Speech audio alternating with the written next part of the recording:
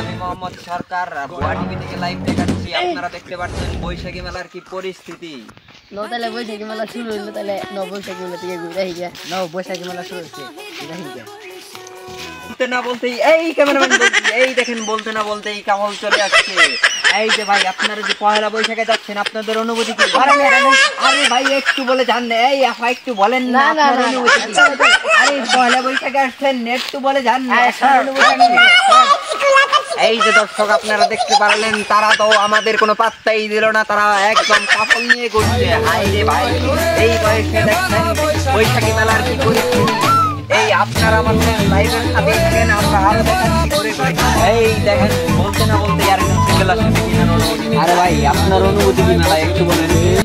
ভাই আমার আর কি অনুভূতি থাকবো, সবাই দিয়ে পার্কে ভাই সবাই জোড়ায় ঘুরতেছে, আর আমি মধ্যে সিঙ্গেলে বইছি।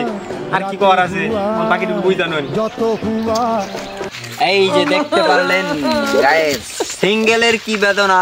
যারা সিঙ্গেল আছেন একমাত্র তার বুঝতে পারছেন এই পয়লা বৈশাখে কি জ্বালা। হায় এই দেখেন কাপড়রাও ঘুরছে, জোড়ায় জোড়ায় চিপাই চলে গেছে। কিন্তু আমরা কি করব? এই যে সিঙ্গেলদের বেদনা এটা কি সবাই বুঝে?